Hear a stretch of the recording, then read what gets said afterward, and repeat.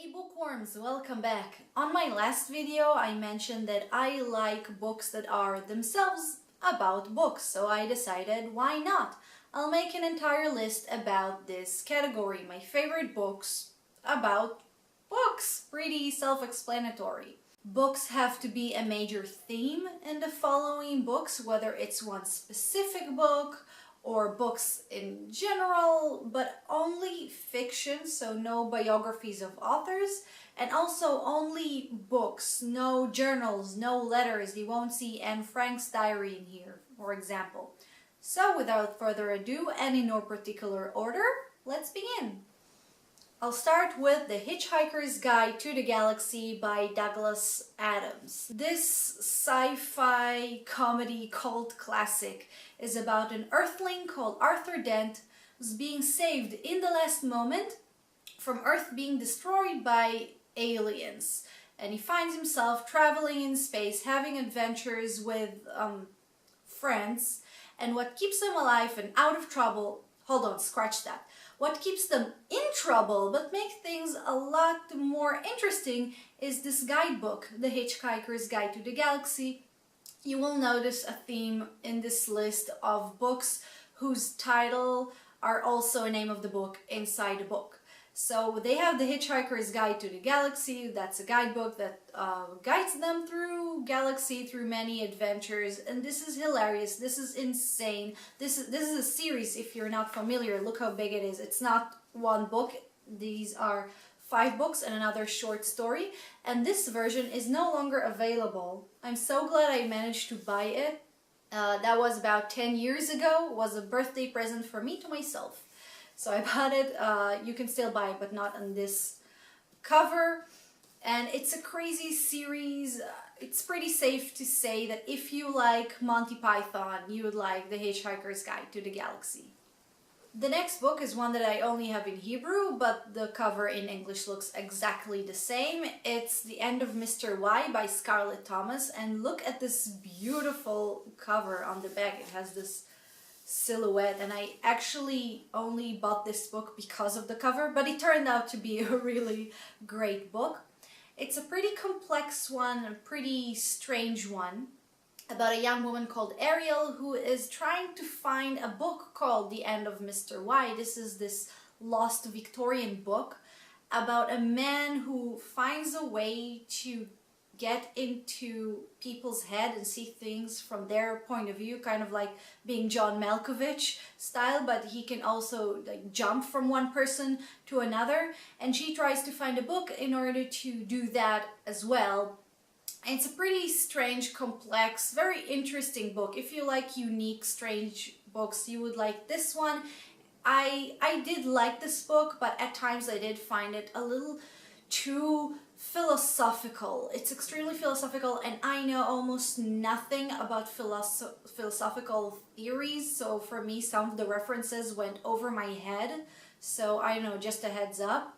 But regardless, if you like interesting, unique things that kind of challenge your perception of the world and reality, then you definitely should check this book out. The next book is one that I actually mentioned on my previous video. This is The Truth About the Harry Khabar Affair by Joel Dicker. And I did also mention on my previous video that I am not 100% sure I'm pronouncing any of the names correctly, so I do apologize if I'm not. The book is about an author called Marcus Goldman who tries to find inspiration for his new book, but at the same time finds out that his best friend and mentor, Harry Khabar, is being accused of a murder that occurred 30 years ago. Convinced that his friend must be innocent, Marcus then decides to write his new book about this case while trying to solve it in order to prove that Khabar is really not guilty. As a detective book, this was a brilliant book. In my opinion, it was one of the best detective books that I've read that were written in recent years, even though when I read it recently on second time, I did find out a few things that I was less impressed from, but I still love it, obviously, otherwise it wouldn't have been here on this list. If you like shows like Cold Case, you would appreciate that aspect of the book. Trying to solve a murder that occurred 30 years ago It has a lot of cool things like reflecting on the past, flashbacks. I loved how they would show characters in the 70s and show how they would think of themselves, they would see their future, and then 30 years later to see where they really are and this conflict. But going back to the theme of this list, this is a book about a man who tries to write books in a very realistic way, I think. It shows this conflict between two things. On one hand, you have the romantic side of writing, expressing yourself, writing from your heart and soul, trying to find muse to write what to write about, trying to change the world with words.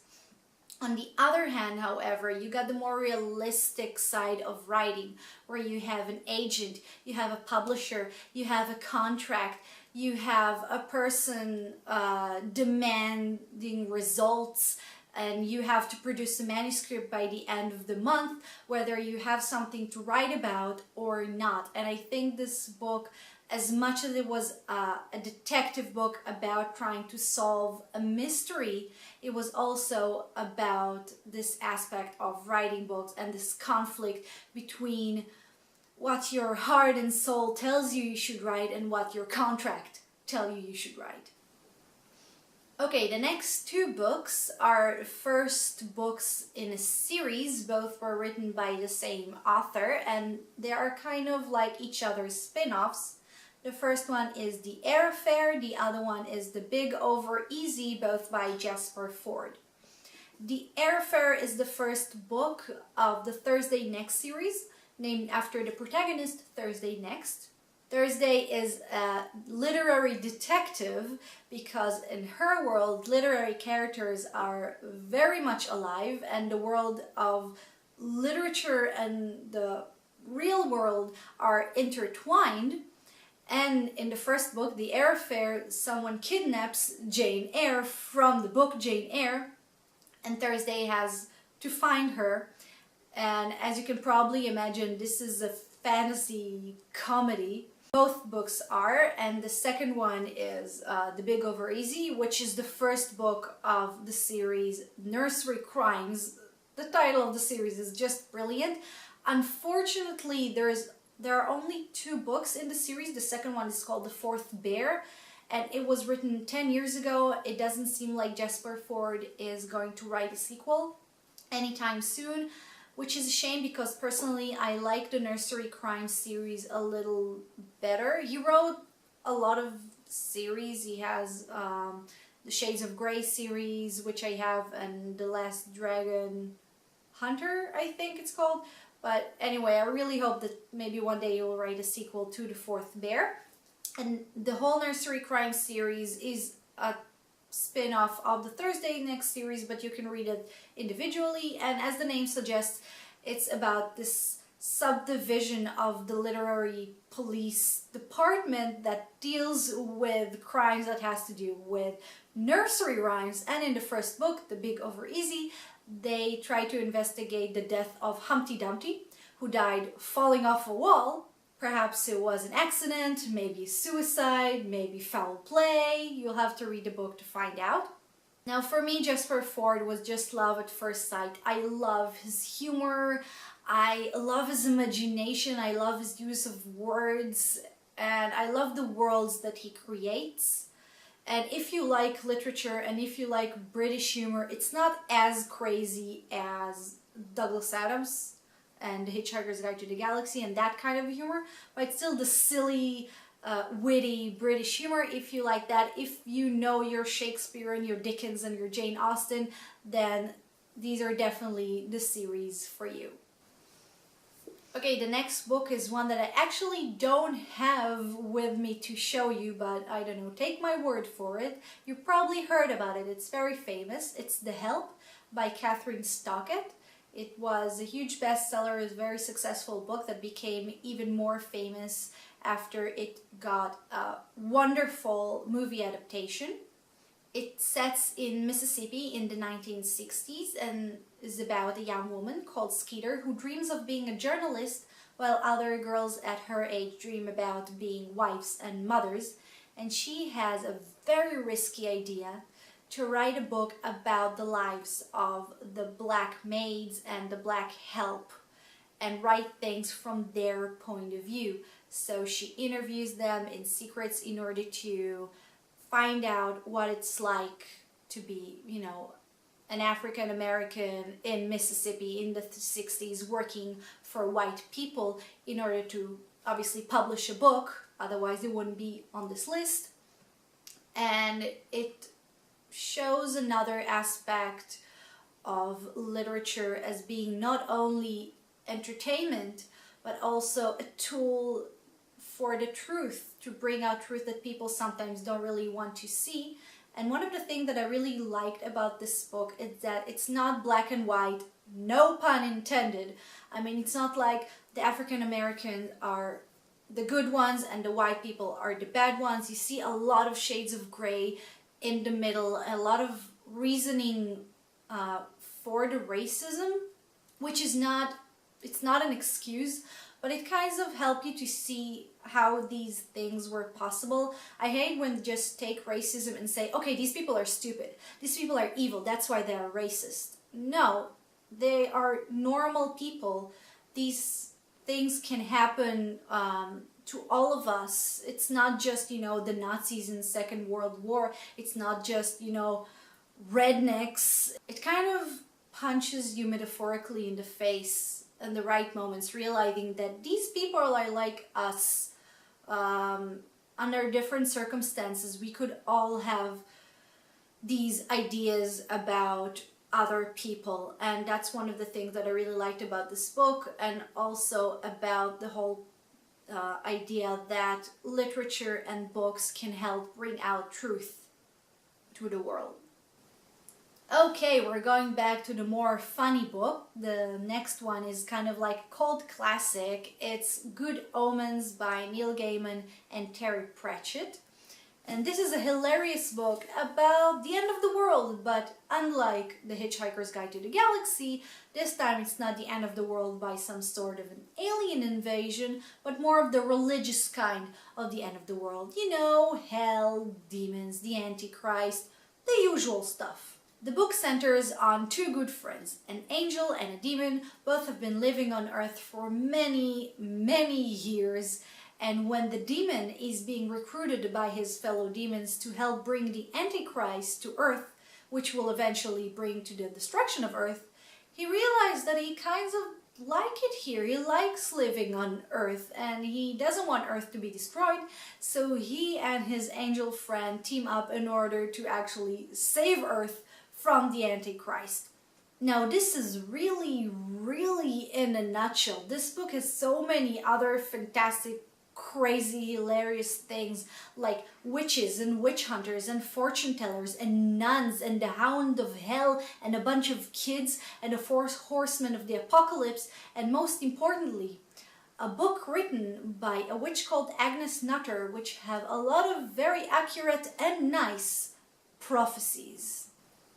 The next book is another one that I only have translated to Hebrew. It's The Shadow of the Wind by Carlos Ruiz Zafón, and the cover in English, I'm pretty sure it's pretty similar, if not identical. I never thought that the word magical could apply so well to a book that is not a fantasy at all. This is a beautifully written book set in Barcelona in the 40s about a young boy called Daniel who finds this lost book called The Shadow of the Wind in this place that is considered a book graveyard. He loves it so much that he decides to read more books from the same author, only to find out that someone is systematically collecting all these books and burns them. Daniel then decides to find this author in order to hopefully find out who burns all of his books and why, and hopefully you'll be able to save some of these books. And like a jigsaw puzzle, piece by piece we start getting a clear picture of this author and his life story, and Daniel finds out that he and this author are not so different from each other. I don't think that telling the plot overview like this do the book any justice. It's such a beautiful, magical book, so just read it if you haven't already. The last book is truly magical. It's one of the most magical books I've ever read, maybe one of the most magical books ever written, and it's the Neverending Story by Michael Ende. And it's really about the magic of books and how reading books can be so fantastic and transform you, and you get lost in this fantastic world of the book. The book itself is about a very lonely boy called Bastien who one day shoplifts a book called The Neverending Story. He then reads it, and let's just say that magic happens. Like I said, this book is about how magical it is to read a book and how the fantastic world of books and literature can affect us in the real world. And I think it's one of those books that you need to read when you're a kid, otherwise it's not quite the same. But if you haven't read it and if you're an adult, just read it anyway. It's amazing, and there's a reason why I saved it for last. So that was it. Those were my favorite books that are about books. And of course my question for you is, which ones were your favorite? There are so many books out there about books, whether it's about what it's like to write a book, about authors as protagonists, about how magical books are. I want to know which ones I missed, which ones were your favorite. So I want to thank you all for watching this video, for sticking with me till the end. If you like it, show it by clicking this button down there, the one with the thumb up, not the thumb down. I don't know if you've heard the news, but I'm on Instagram. Yeah, I'm finally getting into the 21st century. The link to my Instagram account will be in the description box. Who knows, maybe one day I'll have Twitter. So comment on which books you like best, like this video, and subscribe to my channel if you dare, and I will see you guys next time. Bye bye.